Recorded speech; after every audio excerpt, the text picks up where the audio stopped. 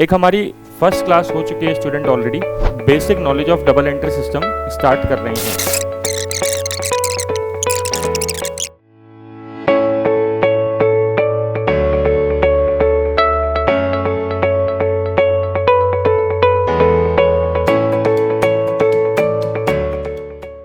Hello students, very good morning. मेरा नाम है रोहित सिंघल और आज हम डिस्कस करेंगे आरएएस मेंस की अकाउंटिंग एंड ऑडिटिंग। हमारी फर्स्ट क्लास पहले ही हो चुकी है जिसमें हमने डिस्कस किया था डबल एंट्री सिस्टम के बेसिक्स के बारे में। बिल्कुल नॉर्मल स्टार्टिंग करी थी हमने, ज़्यादा कुछ डिस्कस नहीं किया था और कुछ बेसिक्स की बात करी थी और हमने एक सिलेबस समझा था। फिर मैंने आपको कुछ प्रीवियस ईयर के क्वेश्चंस दिखाए थे। हम एक बार अकाउंटिंग प्रोसेस को दोबारा देख लेते हैं और उसके बाद फिर जनरल एंट्री जो सिस्टम होता है या डबल एंट्री जो सिस्टम होता है उसको थोड़ा सा और समझते हैं डिटेल में। देखिए, अकाउंटिंग जो प्रोसेस होता है वो स्टार्ट होता है कोई ना कोई ट्रांजेक्शन से, ठीक है। सबसे पहले कोई भी ट्रांजेक्शन होता है। ट्रांजेक्शन मतलब जैसे मैंने बताया कि कोई गुड्स परचेज करना, गुड्स सेल करना या सैलरी पे करना, रेंट पे करना, ये सब तरह तरह के ट्रांजेक्शन्स होते हैं। फिर उसके बाद उसकी करी जाती है जर्नल एंट्री, ठीक है। मीन्स जब हम रिकॉर्डिंग करते हैं, पहली रिकॉर्डिंग करते हैं तो वो एंट्री के थ्रू होता है। इसमें हम लोग डेबिट और क्रेडिट काम में लेते हैं, है ना। जैसे मैंने बताया था जनरल एंट्री हमसे क्वेश्चन में पूछी हुई थी, जो 5 नंबर का क्वेश्चन पूछा है अब की बार आरएएस के अंदर 2024 के अंदर जो पूछा था 23 मेंस में, तो उसमें जनरल एंट्री पूछी है 5 मार्क्स के अंदर। फिर होता है लेजर। क्या है कि अलग अलग लोगों का बैलेंस जब हम निकालते हैं, अलग अलग लोगों का जब अकाउंट बनाते हैं तो उसे बोलते हैं लेजर। ये धीरे धीरे बातें समझ में आएगी आपको, एक साथ नहीं आएंगी। फिर ट्रायल बैलेंस, ये जो लेजर होता है इसकी समरी होती है, उसे बोलते हैं ट्रायल बैलेंस। फिर बनाते हैं फाइनेंशियल स्टेटमेंट्स। फाइनेंशियल स्टेटमेंट जैसे trading profit and loss account, balance sheet और cash flow statement, notes to accounts, ये सब होते हैं फाइनेंशियल स्टेटमेंट्स, ठीक है। इनको समझेंगे एक एक करके, धीरे धीरे चीज़ें समझ में आएंगी अपन को। लेकिन सबसे पहले हम लोग जो अपना जनरल एंट्री सिस्टम है उसको समझने की कोशिश करते हैं कि डबल एंट्री सिस्टम या जनरल एंट्री सिस्टम एक्चुअल में है क्या, ठीक है, पूरा का पूरा। और उसके लिए हम कुछ बेसिक अकाउंटिंग टर्म्स के बारे में आज डिस्कस करते हैं। ये अकाउंटिंग टर्म आपके हमेशा काम आएगी हर जगह पे। आप कह सकते हो कि जो हम पढ़ रहे हैं वो आपके कहीं ना कहीं मैनेजमेंट में भी काम में आएगा, है ना, जो एक अलग टॉपिक है मैनेजमेंट। और साथ में इकोनॉमिक्स के भी आपके कुछ कॉन्सेप्ट्स क्लियर होंगे इससे। तो ये क्लास वैसे तो कहने को कि हम एक ही सब्जेक्ट डिस्कस कर रहे हैं, अकाउंटिंग एंड ऑडिटिंग, बट इसके साथ आपकी कई सारी चीज़ें क्लियर हो जाएंगी, ठीक है। जैसे अब की बार एक क्वेश्चन आया था कैपिटल स्ट्रक्चर, तो कैपिटल स्ट्रक्चर डेट और इक्विटी से मिलकर बना होता है। तो डेट और इक्विटी क्या होती है, तो डेट और इक्विटी आपको यहीं समझ में आएगा अकाउंटिंग टर्म्स के अंदर, ठीक है। चलो तो स्टार्ट करते हैं। जो पूरी अकाउंट्स है, जो अलग अलग तरह के अकाउंट्स हैं, उसको बिल्कुल सिंपल चीज़ों के लिए मैं पर्सनल लेवल पे 4 चीज़ों में डिवाइड कर सकता हूँ, ठीक है। जितने भी टाइप के अकाउंट होते हैं मैं केवल खुद के ताकि आपको इजीली समझ में आ जाए चीज़ें, उसको मैं 4 पार्ट में डिवाइड कर सकता हूँ। एक तो होता है इनकम, एक होते हैं एक्सपेंसेस, एक होती है असेट्स, एक होती है लाइबिलिटी, ठीक है। बिल्कुल बेसिक पे जा रहे हैं, है ना, एकदम से एडवांस लेवल पे नहीं लेके जा रहा, ठीक है। हमें तो सब चीज़ें पता ही है, लेकिन आपको जो सबसे इजी है, आपके लिए जो सबसे इजी है उसको हम समझ रहे हैं। इनकम क्या होती है? इनकम जैसे सबसे मेन इनकम होती है सेल्स। किसी भी व्यापार की, किसी भी बिजनेस की सबसे मेन इनकम होती है सेल्स। इस सब्जेक्ट को पढ़ने के लिए आप अपने आप को व्यापारी मानो, बिजनेसमैन मानो, और ज़रूरी नहीं कोई बिजनेस टाइकून मानने की ज़रूरत है। आप सोचो कि कोई आपके पास में किराने की दुकान है और ठीक है ना, आप उस पर बैठे हो कुछ समय के लिए, है ना, ठीक है, आप ये मान सकते हो। या फिर आपने कोई छोटा मोटा स्टार्टअप चालू किया है, आप ये मान सकते हो, ठीक है। तो सबसे मेन इनकम बिजनेस की क्या होती है? सेल्स होती है। और क्या हो सकता, सेल तो जानते हो, माल बेचना, ठीक है। अच्छा, और क्या हो सकती है सर?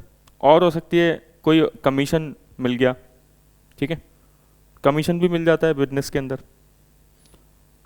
और भी तरह की इनकम हो सकती है जैसे डिस्काउंट वगैरह, बट अपन उस पर नहीं जा रहे, बिल्कुल सिंपल बातें कर रहे हैं। सेल्स और कमीशन मान लो कोई इनकम है, ठीक है। एक्सपेंसेस क्या होते हैं सर? एक्सपेंसेस जो होते हैं आपके खर्चे, ठीक है ना, हिंदी में अपन बोल सकते हैं खर्चे, ठीक है ना, सिंपल लैंग्वेज में। और एग्जाम्पल इसका सबसे बड़ा एक्सपेंस होता है सबसे मेजर बिजनेस में परचेजेस, ठीक है। आप चाहे ट्रेडिंग करते हो, चाहे आप मैन्युफैक्चरिंग करते हो, ठीक है, या कुछ भी करते हो, तो कई बार आपने देखा होगा कि अपन कुछ ना कुछ सामान परचेज करके लाते हैं और फिर उसको बेचते हैं। जैसे वही कि कोई आपके आसपास किराने की दुकान है, तो वो क्या करता है, वो सपोज उसको दाल बेचनी है, चावल बेचने हैं, तो वो दाल चावल खरीद के लेके आता है और उसको बेचता है। तो जब वो खरीदता है दाल चावल चीनी वगैरह कुछ भी, तो वो क्या है, उसकी परचेजेज है, और उसको बेचता है तो वो इनकम है, उसकी सेल्स है, राइट। तो एक्सपेंसेस सबसे बड़ा क्या होता है, परचेजेज होता है। और कौन से एक्सपेंसेस हो सकते हैं? और रेंट पेड हो सकता है, बहुत सारे बिजनेस जो होते हैं रेंट पे चलते हैं, बहुत सारे रेस्टोरेंट आपने देखा है रेंट पे चलते हैं, ठीक है, ये एक मेजर खर्चा हो सकता है। और हो सकता है सैलरी, गवर्नमेंट जो होती है अपने एम्प्लॉयज़ को सैलरी देती है। कंपनी जो होती है जिसमें रिलायंस जैसे आप देखो हज़ारों एम्प्लॉयज़ काम करते हैं वहाँ पे, तो कंपनी रिलायंस की एक मोटा खर्चा क्या है, सैलरी है, ठीक है। और क्या हो सकता है, ऐसी कमीशन भी पे करा जा सकता है, ठीक है। फिर हम बात करते हैं असेट्स की क्या होती है। असेट्स क्या होती है, ये इंपॉर्टेंट है समझना आपको, असेट्स क्या होता है। देखो मैं आपको एक और चीज़ है ना समझाऊंगा, इम्पॉर्टेंट है। एक्सपेंडिचर जो होते हैं ना स्टूडेंट, एक्सपेंसेस जो होते हैं, चाहे मैं एक्सपेंडिचर बोल लूँ या एक्सपेंसेस बोल लूँ, बात एक ही है। एक्सपेंसेस दो तरीके से बांटे जा सकते हैं, ठीक है। हम चीज़ों को बिल्कुल सिंपल रखेंगे। एक तो हो सकता है रेवेन्यू एक्सपेंस, ठीक है, और एक होता है कैपिटल एक्सपेंडिचर या कैपिटल एक्सपेंसेस, एक ही बात है, ठीक है। एक्सपेंडिचर दो तरीके से हो सकते हैं, एक्सपेंसेस दो तरीके से हो सकते हैं, एक्सपेंडिचर या एक्सपेंसेस एक ही बात है, ठीक है। एक होता है रेवेन्यू और एक होता है कैपिटल।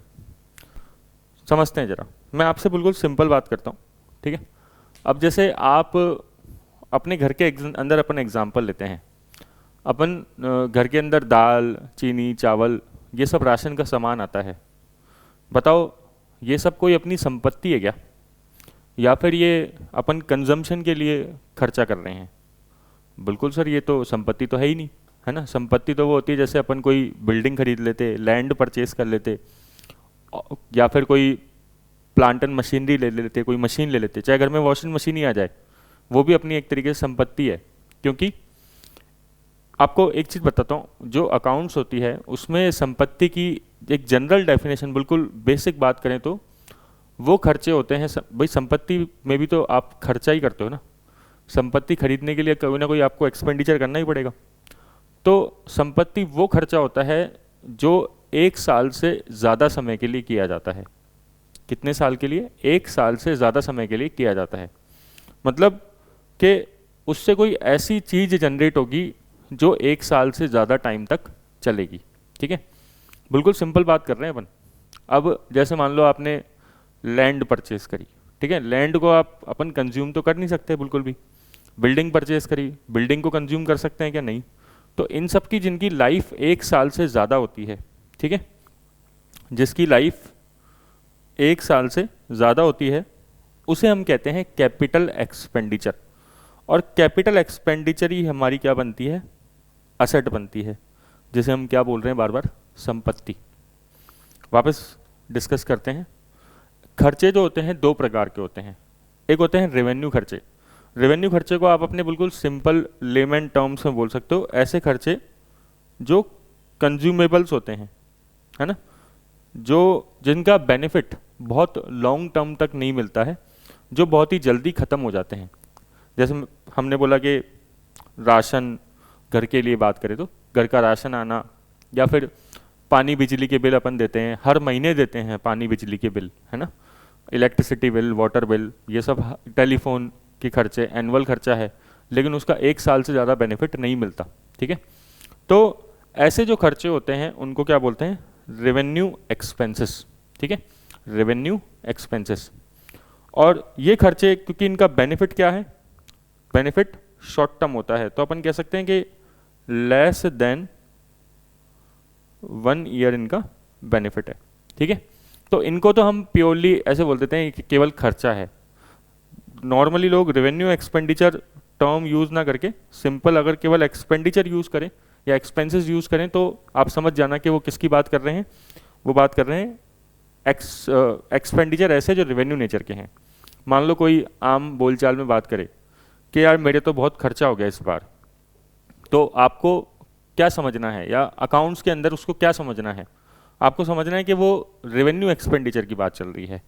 ठीक है, वो कोई कैपिटल एक्सपेंडिचर की बात नहीं चल रही, कैपिटल एक्सपेंसेस की बात नहीं चल रही है, समझे।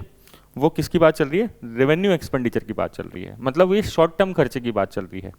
जैसे किसी ने बच्चे की स्कूल की फीस दे दी, तो बताओ ये कोई संपत्ति क्रिएट कर रहा है या फिर ये एक साल का मतलब विद इन, क्योंकि स्कूल में बच्चा जा रहा है तो जब तक आप 1 साल के लिए फीस दे रहे हो तो 1 साल के लिए ही एडमिशन होगा।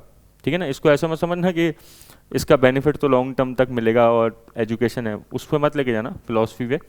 बस सिंपल बात ये समझना कि भाई जब तक अपन फीस देंगे तब तक वो बच्चा स्कूल में रहेगा, तो इसलिए वो कौन सा खर्चा है, रेवेन्यू एक्सपेंसेस है। ठीक है ना, बिल्कुल अपन बेसिक टर्म्स में समझ रहे हैं। इसी तरीके से बिजनेस में बात करें ना, तो जैसे सैलरी, बताओ सैलरी आपने एम्प्लॉय को पे करी, कर्मचारी को सैलरी दी, तो उसका बेनिफिट क्या 1 साल से ज़्यादा टाइम तक मिलेगा या कम मिलेगा। जब तक सैलरी दोगे तब तक एम्प्लॉय काम करेगा, और जैसे ही आपने सैलरी देना बंद कर दी एम्प्लॉय काम करना बंद कर देगा। ठीक है, तो इस केस में सैलरी कौन सा एक्सपेंसेस है बताओ, रेवेन्यू एक्सपेंसेस है। आप गुड्स परचेज करके लाते हो, ठीक है, या फिर हम सिंपल बोलते हैं परचेजेस। जब भी हम बोलते हैं कि बिजनेस की लैंग्वेज में कि परचेजेस करिए, हमने खरीदा है सामान, तो आप समझना कि वो नॉर्मल गुड्स की बात कर रहा है। कल भी हमने डिस्कस किया था गुड्स मतलब क्या होते हैं बताओ। गुड्स मतलब वो माल होता है जो हम बेचने के लिए खरीदते हैं।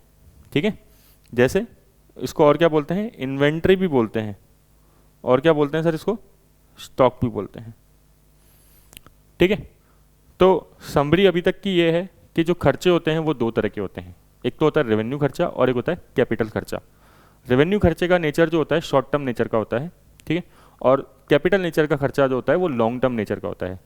कैपिटल नेचर के खर्चे जो होते हैं वो एक संपत्ति बनाते हैं, असेट क्रिएट करते हैं, क्योंकि उनका जो बेनिफिट होता है वो 1 साल से ज़्यादा मिलता है। कैपिटल नेचर के खर्चे का एग्जाम्पल, बिल्डिंग पे आपने खर्चा किया, ठीक है, बिल्डिंग,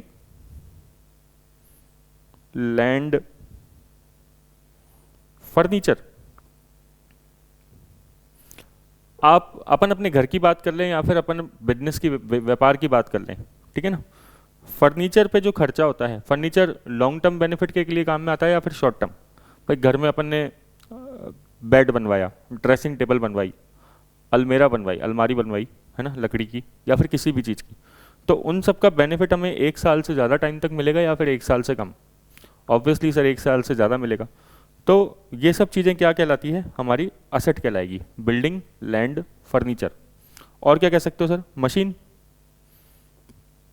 घर में वॉशिंग मशीन लेके आए अपन, ठीक है, या फिर प्रेस भी एक तरीके से, आयरन, ठीक है, कपड़ों पे इस्त्री करने की, तो वो भी क्या है, वो भी एक मशीन है, और मशीन है तो उसका बेनिफिट 1 साल से ज़्यादा टाइम मिलेगा, वो असेट है। ठीक है सर, ऐसे वैसे क्यों अपन अलग अलग कर रहे हैं, ये अलग करने का रीज़न क्या है, खर्चे 2 पार्ट में क्यों डिवाइड करें हमने। इसलिए स्टूडेंट्स डिवाइड करें क्योंकि है ना, जो अब मैं आपको इम्पॉर्टेंट बात बताने जा रहा हूँ, ठीक है, बहुत इंपॉर्टेंट बात, जो रेवेन्यू खर्चे होते हैं, मतलब जो शॉर्ट टर्म नेचर के खर्चे होते हैं, इसको मैं शॉर्ट टर्म नेचर भी बोल सकता हूँ, राइट। शॉर्ट टर्म नेचर के जो खर्चे होते हैं वो, उसका बेनिफिट क्योंकि 1 साल से ज़्यादा टाइम तक नहीं मिलेगा, तो यही प्रॉफिट और लॉस निकालने के लिए कैलकुलेशन की जाती है। ठीक है ना, प्रॉफिट एंड लॉस मैंने आपको कल फाइनेंशियल स्टेटमेंट्स बताए थे।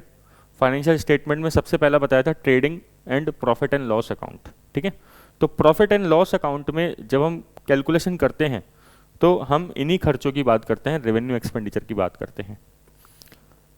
लेकिन जो कैपिटल एक्सपेंडिचर होते हैं, जो असेट क्रिएट करते हैं, असेट बनाते हैं, जैसे building, plant and machinery, furniture, ये सब बैलेंस शीट के आइटम हैं, ये सब बैलेंस शीट में जाते हैं। ऑब्वियसली स्टूडेंट ये सब आपके लिए नया है, भारी चीज़ें हैं, मैं समझता हूँ भारी चीज़ है, ठीक है, लेकिन थोड़ा समझना पड़ेगा अपन को, क्योंकि जो पेपर आ रहे हैं वो अच्छे लेवल के आ रहे हैं, आपने देखा, और अकाउंट्स थोड़ा कॉन्सेप्चुअल पढ़ेंगे तभी समझ में आएगा, ठीक है ना। खाली डेफिनेशंस याद करने से काम नहीं चलेगा, ये अपन देख चुके हैं ऑलरेडी चीज़ें। तो बताओ, एक्सपेंडिचर दो तरह के हैं, रेवेन्यू और कैपिटल। रेवेन्यू एक्सपेंडिचर मतलब जो आप कह सकते हो शॉर्ट टर्म नेचर के खर्चे हैं, दिन प्रतिदिन के खर्चे हैं, ठीक है, जिसका बेनिफिट लॉन्ग टर्म तक नहीं मिलता है। तो इसको कहाँ दिखाते हैं अपन? प्रॉफिट एंड लॉस अकाउंट में। ये जो हम पढ़ रहे हैं धीरे धीरे आगे आएगा, ठीक है ना, चलता रहेगा, तो आपको ऐसे घबराने की जरूरत नहीं है कि क्या पढ़ रहे हैं, ठीक है, हमें समझ में नहीं आया है तो आप ऐसे टेंशन मत लो, समझाने के लिए मैं बैठा हूँ, ठीक है, और समझ में आएगा ही आएगा, 100% है, ठीक है। दूसरी बात, कैपिटल एक्सपेंडिचर। कैपिटल एक्सपेंडिचर का बेनिफिट क्या है? लॉन्ग टर्म तक मिलता है, ठीक है, और इससे असेट बनती है, असेट जनरेट होती है, संपत्ति जनरेट होती है, इसलिए इसको बैलेंस शीट में दिखाया जाता है। समझ गए? तो ये हो गई बात। अच्छा, हम स्टार्टिंग में क्या डिस्कस कर रहे थे कि 4 आइटम्स होते हैं, income, expenses, assets and liabilities, ठीक है। इनकम मैंने बताया जैसे सेल्स, कमीशन, जो हमें प्राप्त होती है, ठीक है ना, जो हमारी आय है। इनकम को आप हिंदी में क्या बोल सकते हो? आय बोल सकते हो। एक्सपेंसेस को व्यय भी बोल सकते हो, ठीक है, खर्चे जो होते हैं वो एक तरीके से व्यय हैं, है ना। तो ये जो purchases, rent paid, salary paid, commission paid लिखा है, अगर आपसे कोई पूछे तो ये रेवेन्यू नेचर के खर्चे हैं कि कैपिटल खर्चे हैं? बताना जरा, कौन से खर्चे हैं सर? ये रेवेन्यू खर्चे हैं, ठीक है ना। रेवेन्यू, वैसे एक्सपेंडिचर को हिंदी में क्या बोलते हैं? इनको बोलते हैं आयगत खर्चे, ठीक है, इनको बोलते हैं आयगत व्यय या आयगत खर्चे। सर असेट्स क्या होती है? असेट्स अभी हमने क्या डिस्कस किया?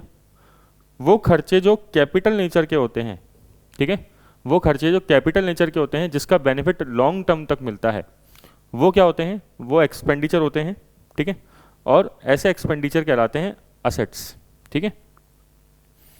जैसे अपन एग्जांपल लिखें directly, land, building, furniture, plant and machinery,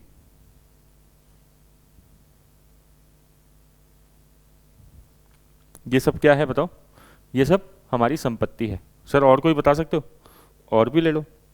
आप इन्वेस्टमेंट करते हो, अब आप खुद शेयर मार्केट में पैसा इन्वेस्ट करते होंगे, ठीक है, तो शेयर मार्केट में जो पैसा इन्वेस्ट किया, बताओ वो असेट है या फिर आपका खर्चा है?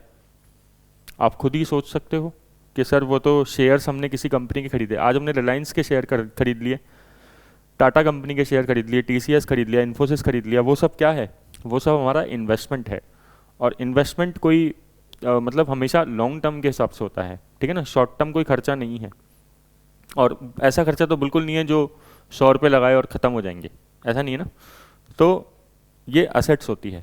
और क्या है? और कोई एग्जांपल हम ले सकते हैं, और भी बहुत सारे एग्जांपल ले सकते हो, जैसे आप ले सकते हो गुडविल, ठीक है, बिजनेस में गुडविल जो होती है वो भी बहुत बड़ी असेट्स होती है, ठीक है, मतलब कि जैसे ब्रांड नेम आप कह सकते हो, है ना, सिंपल लैंग्वेज में, जैसे कोका कोला है तो कोका कोला की मार्केट में बहुत ज़्यादा गुडविल है, राइट, उसका ब्रांड नेम बहुत ज़्यादा है, तो उसकी वैल्यू निकाल दी जाती है और उसको गुडविल बोला जाता है, ठीक है। ज़्यादा डिटेल में नहीं जाना, अपन को चीज़ें बिल्कुल सरफेस लेवल पे समझनी है ताकि अपन को चीज़ें बस हल्की हल्की समझ में आ जाए। अब आप देखो, ये जो खर्चे हैं, ये जो असेट्स है, ठीक है, अब मैंने जैसे एक्सपेंसेस लिखा, यहाँ पे असेट्स लिखा, तो कोई पूछ सकता है ना सर कि असेट भी तो एक्सपेंडिचर होता है, लेकिन मैंने बताया कि जब भी हम आम बोलचाल में बात करेंगे कि एक्सपेंसेस क्या है, तो आप हमेशा समझेंगे कि रेवेन्यू एक्सपेंसेस की बात हो रही है, कैपिटल एक्सपेंसेस की बात नहीं हो रही है। ऐसे खर्चों की बात हो रही है जो शॉर्ट टर्म नेचर के हैं, ठीक है, जैसे परचेजेज, रेंट, मतलब जिसका बेनिफिट जल्दी कंज्यूम हो जाता है, और असेट्स मतलब लॉन्ग टर्म नेचर के हैं। सर लाइबिलिटी क्या होती है? नेक्स्ट पॉइंट पे आते हैं, लाइबिलिटी क्या होती है? लाइबिलिटी मतलब हमें जो पैसा देना है, किसी को चुकाना है, आप कह सकते हो ये हमारे दायित्व हैं, ठीक है, ये हमारे क्या है? दायित्व है, जो हमें किसी को पे करने हैं। हिंदी मेरी बहुत अच्छी नहीं है तो थोड़ा सा गड़बड़ है, बट मैं आपको फिर भी चीज़ें तो समझा दूंगा, कोई दिक्कत नहीं है, ठीक है। तो लाइबिलिटीज़ क्या है? जो हमें पे करना है किसी को, जैसे बैंक लोन। हम बैंक से कई बार लोन लेते हैं तो हमें वो चुकाना होता है या नहीं होता है? बिल्कुल चुकाना होता है। बैंक से लोन लेते हैं और हमें रीपे करना होता है, तो वो क्या है? लाइबिलिटी है। किसी भी चीज़ का लोन हो सकता है, ठीक है, वो लोन शॉर्ट टर्म नेचर का भी हो सकता है, लॉन्ग टर्म नेचर का भी हो सकता है। हमने क्रेडिट कार्ड ले लिया, ठीक है, और क्रेडिट कार्ड पे शॉपिंग कर रहे हैं, तो वो क्रेडिट कार्ड पे जो शॉपिंग करी वो लाइबिलिटी है या नहीं है? बिल्कुल है। जब तक हम क्रेडिट कार्ड का पेमेंट नहीं करेंगे तब तक वो लाइबिलिटी रहेगी हमारी, राइट। हमने 50,000 की शॉपिंग कर ली और हमें अब क्रेडिट कार्ड कंपनी को 50,000 चुकाने हैं, तो वो हमारी लाइबिलिटी है। समझ गए? Bank loan. और क्या सकता है? और एक बात करेंगे, कैपिटल। इसको हम थोड़ा सा डिटेल में समझेंगे, इसको स्टार मार्क कर सकते हो आप, ये सब चीज़ें आप उतार सकते हो, बेटर रहेगा, ठीक है। ये अपना बेसिक समझने के लिए है। तो income, expenses, asset, liability. Liability में एक पॉइंट हमने डिस्कस किया बैंक लोन, और एक डिस्कस किया कैपिटल। सर ये कैपिटल क्या होती है? आते हैं जरा कैपिटल डिस्कस करते हैं, इंपॉर्टेंट चीज़ है कैपिटल। आपको, ये आप हो, ठीक है, आपने बोला कि यार मेरे को एक बिजनेस स्टार्ट करने की बड़ी इच्छा हो रही है, तो अब मैं बिजनेस स्टार्ट करूँगा, ठीक है। तो आपसे पूछा भाई किसका बिजनेस स्टार्ट करोगे, ठीक है, आपके दोस्तों ने पूछा, रिलेटिव ने पूछा, तो आपने कहा यार मैं तो है ना एक रेस्टोरेंट डालता हूँ, ठीक है, रेस्टोरेंट डालता हूँ, या फिर कोई दुकान खोल लेता हूँ स्टेशनरी की, या किसी भी फोटोकॉपी की, या कुछ भी कर लेता हूँ, ठीक है, मेरी तो इच्छा कर रही है कि भाई मैं बिजनेस डालूंगा। तो बिजनेस डालने के लिए आपको, अब सेकंड क्वेश्चन आता है, आपसे लोग पूछेंगे यार पैसा कहाँ से लाएगा, ठीक है, बिजनेस में तो पैसा चाहिए होता है। भाई तुम रेस्टोरेंट खोलोगे तो बहुत सारे इक्विपमेंट्स आएंगे, आइटम्स आएंगे, है ना, बड़े बड़े, जैसे मशीन्स आएंगी, तो वो मशीन के लिए पैसा कहाँ से आएगा? सपोज़ आपको 5 लाख रुपए तो चाहिए ही चाहिए बिजनेस स्टार्ट करने के लिए, ठीक है। अगर आप स्टेशनरी की दुकान खोलोगे, फोटोकॉपी की दुकान खोलोगे, तो फोटोकॉपी मशीन खरीदनी पड़ेगी। या फिर आप कोई भी काम करोगे तो बिजनेस तो बिना, आप टीचिंग ही करना चाहते हो, ऑनलाइन पढ़ाना चाहते हो, तो आपको कैमरा चाहिए, मोबाइल चाहिए, कुछ माइक चाहिए, ठीक है ना, ये सब चीज़ें चाहिए। तो बिजनेस में जो पैसा चाहिए होता है, रिक्वायर्ड होता है, उसे क्या बोलते हैं? कैपिटल। कैपिटल को हिंदी में बोलते हैं पूंजी, ठीक है, क्या बोलते हैं? कैपिटल या पूंजी। तो ये आप हो, आपने बिजनेस में पैसा क्या किया है? इन्वेस्ट किया है, ठीक है, आपने 5 लाख रुपए बिजनेस में लगा दिए, तो आपकी नज़र में तो क्या है? आपकी नज़र में है वो इन्वेस्टमेंट। लेकिन जो बिजनेस होता है ना, एक इंपॉर्टेंट चीज़ बताने जा रहा हूँ आपको, अकाउंटिंग जो होती है, आप अकाउंटिंग किसकी करते हो, ठीक है, आप जो खाते बनाते हो वो किसके बनाते हो, ठीक है, आप खाते बिजनेस के बनाते हो या बिजनेसमैन के? आप खाते व्यापार के बनाते हो कि व्यापारी के बनाते हो? सर ये दोनों अलग अलग हैं क्या? बिल्कुल ये दोनों अलग अलग हैं। आप सोचो, सोच के देखो खुद ही। आप कोई बिजनेस स्टार्ट कर रहे हो, ठीक है, तो आप कर रहे हो, आप कौन हो? व्यापारी, बिजनेसमैन। और कोई बिजनेस स्टार्ट कर रहे हो, वो बिजनेस अलग चीज़ है आपसे, आप वो नहीं हो, ठीक है। इसको हम लोग अकाउंट्स में कहते हैं, टेक्निकल लैंग्वेज में, सेपरेट एंटिटी कॉन्सेप्ट, ठीक है। कि ये क्या कहता है कि जो बिजनेस है, बिजनेस है और बिजनेसमैन है, वो दोनों डिफरेंट है, अलग अलग है, दोनों सेपरेट है। सेपरेट एंटिटी कॉन्सेप्ट क्या कहता है कि व्यापार और व्यापारी अलग अलग है, दोनों एक ही पर्सन नहीं है, अलग अलग हैं। और जो हम अकाउंटिंग कर रहे हैं वो किसकी कर रहे हैं? वो हम व्यापार की कर रहे हैं। आप खुद ही सोच के देखो, जैसे आपने कोई रेस्टोरेंट का बिजनेस स्टार्ट किया है ना, और अब आप किसी सीए के पास जाके उसकी अकाउंटिंग करवाते हो, बोलते हो कि यार मेरे को टैक्स पे करना है ना, पूरे साल भर के एंड में मैंने पैसा कमाया है, हिसाब किताब लगाया आपने, ठीक है, और टैक्स पे करना है। तो आपने किसी सीए के पास गए और उसको बोला यार मेरे अकाउंट्स मेंटेन करते तू पूरे अच्छे तरीके से, तो वो आपके पर्सनल अकाउंट बना रहा है। भाई आप व्यापारी हो तो आपने तो अलग खर्चे करे होंगे बिल्कुल। जैसे आपने तो घर के अंदर घर का सामान भी लेके आए थे आप, घर का दाल चीनी चावल, घर की एक बिल्कुल सेपरेट चीज़ चल रही है आपकी एक लाइफ में। और एक आपका चल रहा है बिजनेस, जिसमें आप बिजनेस के लिए कुछ ना कुछ सामान खरीदते रहते हो। बिजनेस के लिए आप डेली जैसे कभी मशीन लेके आ गए, कभी किसी को सैलरी पे कर दी, आपने रेंट पे करा अगर किराए का है तो, ठीक है। और मान लो आपका घर भी रेंट का है तो घर का रेंट पे कर रहे हो। तो बिजनेस का खर्चा कौन सा है? बिजनेस का खर्चा क्या घर का रेंट है, या बिजनेस का जो रेंट पे कर रहे हो वो बिजनेस का खर्चा है? सोचने वाली बात है। ऐसे ही आप सोच सकते हो कि हमने घर पे एक सर्वेंट रखा हुआ है, ठीक है ना, ये जो काम वाली बाइयाँ होती है वो हमने रख रखी है। और हमने अपने बिजनेस के अंदर भी क्या है, बहुत सारे एम्प्लॉय रखे हुए हैं, ठीक है। हमने शेफ़ रखा हुआ है खाना बनाने के लिए, हमने वेटर्स रखे हुए हैं, हमने साफ सफाई करने के लिए क्लीनिंग वाले रख रखे हैं। तो बताओ आप सैलरी तो पर्सनल लेवल पे भी पे कर रहे होंगे घर पे, मतलब एक अलग, जैसे आप अपने यहाँ पे जो डोमेस्टिक सर्वेंट रखा हुआ है आपने वो सैलरी पे कर रहे होंगे, और आप एक सैलरी पे कर रहे होंगे अपने बिजनेस की, ऑफिस की, मतलब रेस्टोरेंट की। तो बताओ बिजनेस का खर्चा कौन सा है? क्या घर वाला जो आपका एक खर्चा हो रहा है, घर पे जो आप पेमेंट कर रहे हो जो अपने काम वाली बाइयों को, तो क्या वो बिजनेस का खर्चा है क्या? नहीं, ठीक है ना। तो हमेशा एक चीज़ याद रखना कि बिजनेस और बिजनेसमैन अलग अलग होता है, और हम अकाउंटिंग किसकी करते हैं? बिजनेस की करते हैं, ना कि बिजनेसमैन की। बिजनेसमैन पर्सनल लेवल पे बहुत सारी चीज़ें कर सकता है, वो अपने दोस्त को उधार पैसा दे सकता है, ठीक है, वो दोस्त से उधार ले भी सकता है, और भी 10 तरह के काम कर सकता है, दिन भर में खर्चा करता रहता है। मान लो पानी की बोतल भी खरीदता है, ठीक है, या फिर वो जूस भी पी के आता है। तो ये सब खर्चे बिजनेस के नहीं होते हैं। बिजनेस के खर्चे जो होते हैं वो केवल बिजनेस के होंगे, ठीक है ना। व्यापार के खर्चे बिल्कुल अलग होंगे। बिजनेस के लिए आपने क्या किया वो एक बिजनेस का खर्चा है, ठीक है। और हम अकाउंट्स किसके बना रहे हैं? बिजनेस के। तो अगेन मैं आ रहा था कैपिटल पे। कैपिटल क्या है?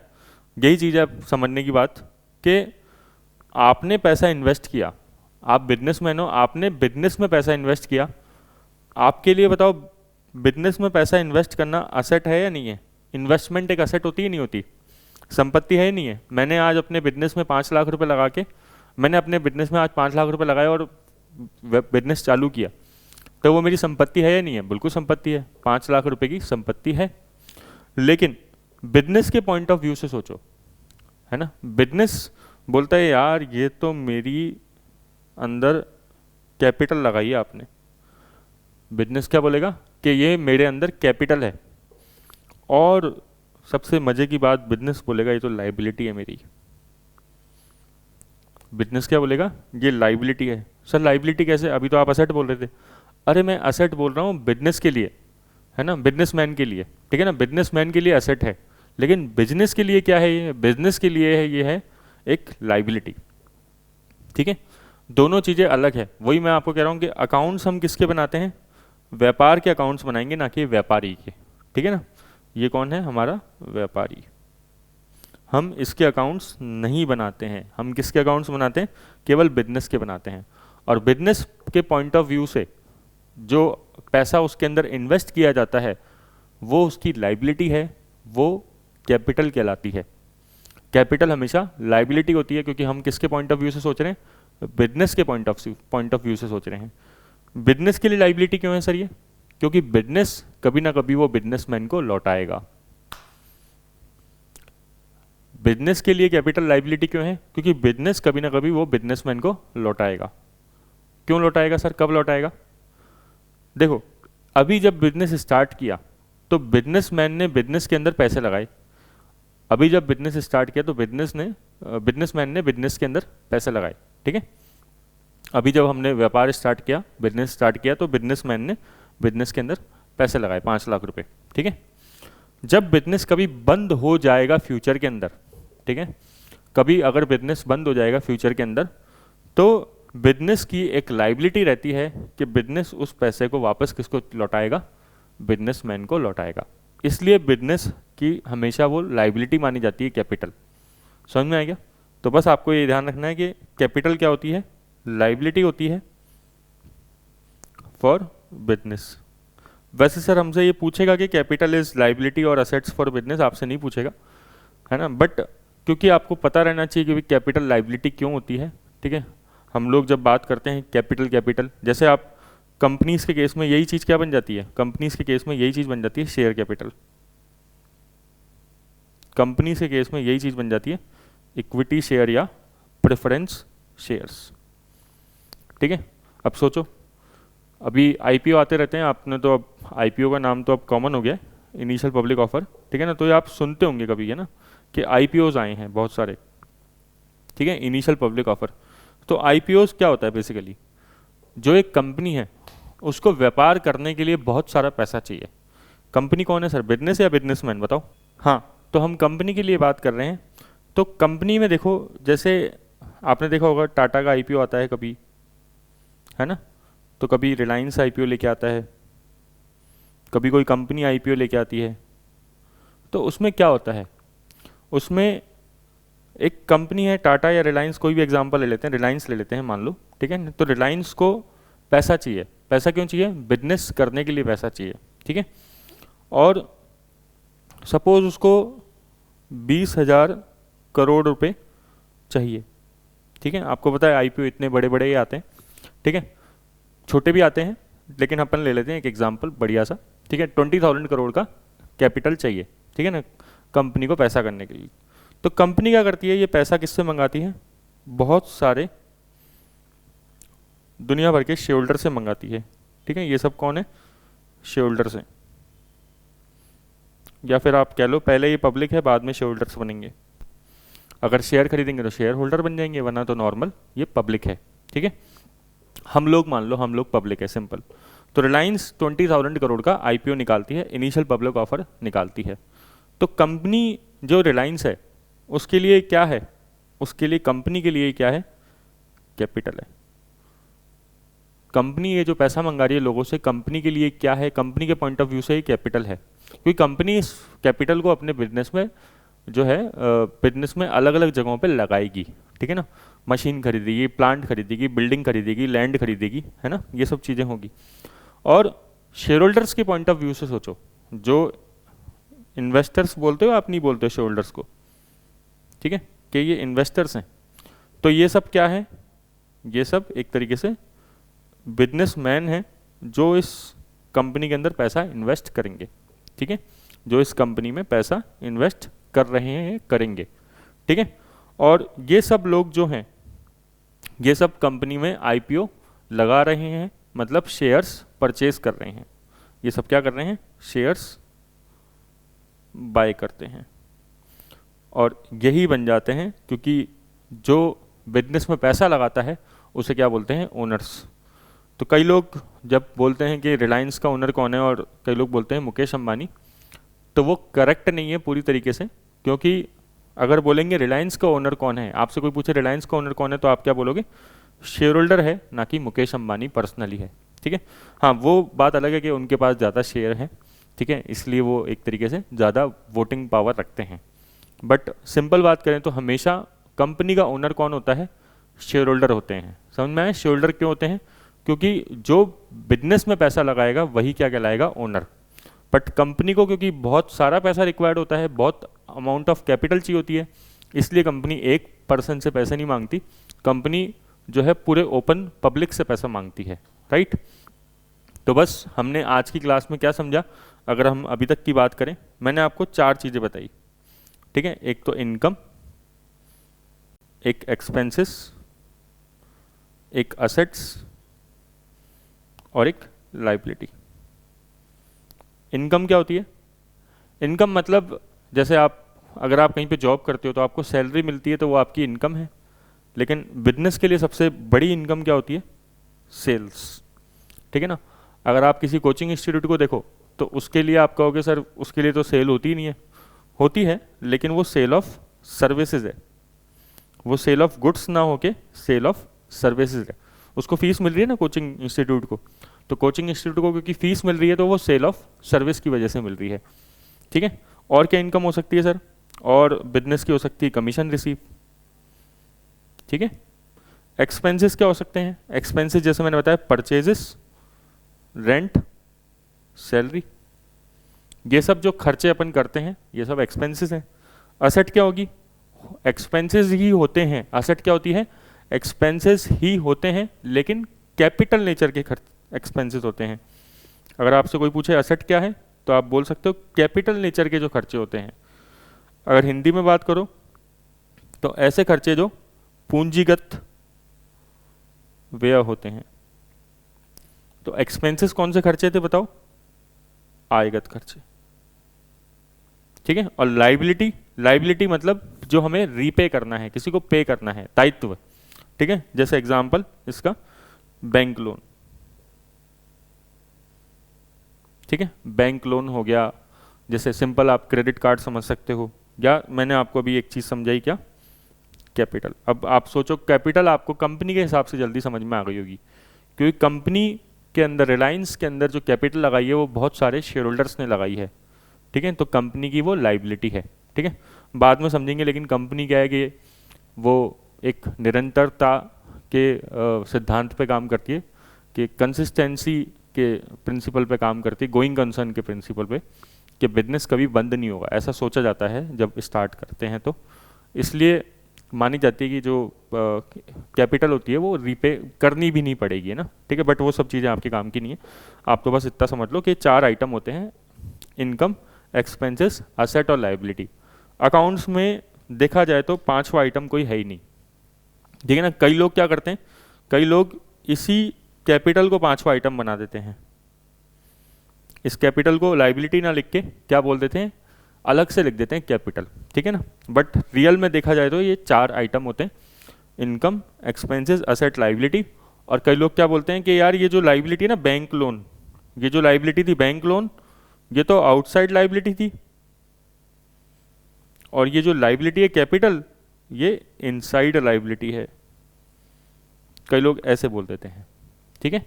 कई लोग क्या बोल देते हैं कि लाइबिलिटी जो बैंक लोन है, क्योंकि ये तो बैंक को रीपे करनी है। ठीक है ना। कंपनी किसको पे करेगी? बैंक को। बैंक से लोन लिया तो बिजनेस करने के लिए।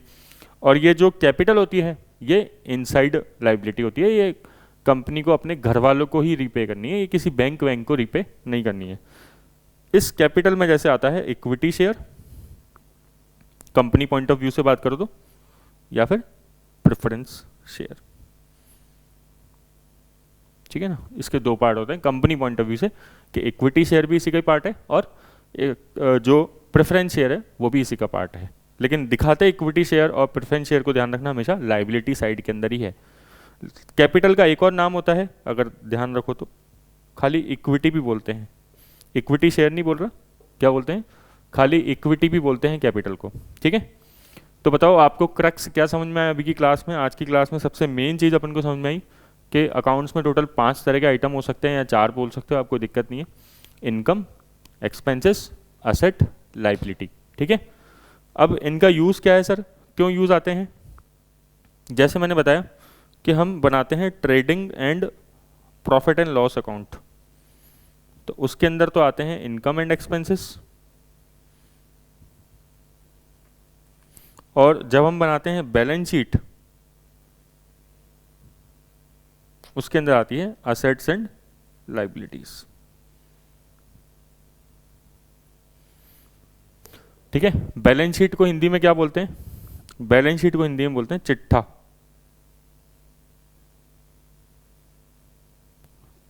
ठा ही है ना, ठा, चिट्ठा, है ना। तो आधा ठा है फिर पूरा ठा है, तो चिट्ठा बोलते हैं। और trading and P and L account, ये क्या है? पी एंड एल मतलब क्या था बताओ? Profit and loss. समझ में आया क्या? तो डबल एंट्री सिस्टम में बेसिक हमने डिस्कस कर लिया, ठीक है, कि डबल एंट्री सिस्टम में आइटम्स कितने होते हैं पूरे अकाउंट्स में, टोटल 5 आइटम होते हैं, इनकम, एक्सपेंसेस, असेट, लाइबिलिटी या कैपिटल। आप चाहो तो कैपिटल को लाइबिलिटी में बोल लो और चाहो तो बाहर बोल लो। बाहर बोलने वाले बाहर क्यों बोलते हैं? बोलते हैं कि लाइबिलिटी 2 तरह की होती है, कई लोग बोलते हैं, एक होती है आउटसाइडर लाइबिलिटी और एक होती है इनसाइडर लाइबिलिटी, है ना। आउटसाइडर लाइबिलिटी जो बाहर वालों को रियल में पे करना है, और इनसाइडर लाइबिलिटी जो एक तरीके से घर वालों को ही पे करना है, तो वो कैपिटल है, ठीक है ना, इसलिए ऐसा बोल देते हैं। डबल एंट्री सिस्टम में एक चीज़ आती है कि आपने देखा होगा कि डबल एंट्री सिस्टम में हम बात करते रहते हैं डेबिट और क्रेडिट की, ठीक है। मैं डायरेक्ट अगर डेबिट क्रेडिट पे आ जाता, ठीक है, तो आपको अभी डेबिट क्रेडिट बिल्कुल भी समझ में नहीं आता, ठीक है, इसलिए मैं डायरेक्टली नहीं आया, थोड़ा सा मेरे को फाउंडेशन बनाना पड़ा, ठीक है।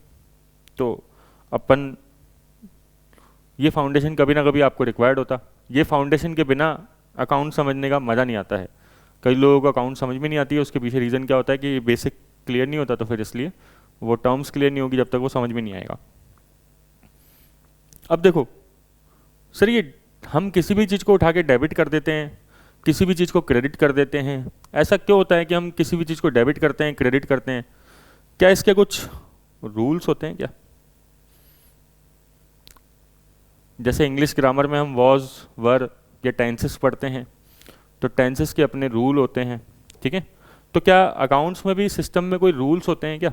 या फिर हम किसी भी चीज़ के अंदर कभी भी कोई सा भी रूल लगा के और जिसको डेबिट कर दें, क्रेडिट कर दें अपनी मन मर्जी से?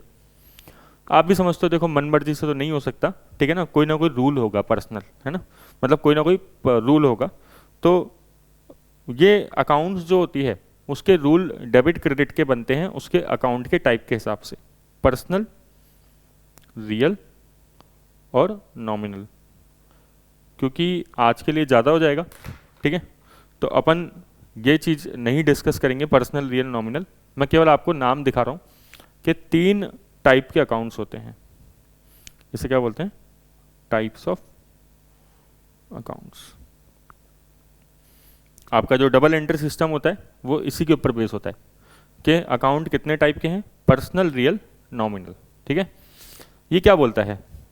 बस केवल अपन नाम इंट्रोड्यूस करेंगे, ज़्यादा नहीं करेंगे इसमें कुछ भी काम। पर्सनल अकाउंट बोलता है डेबिट कर दो रिसीवर को, जो पाने वाला है उसको डेबिट करो,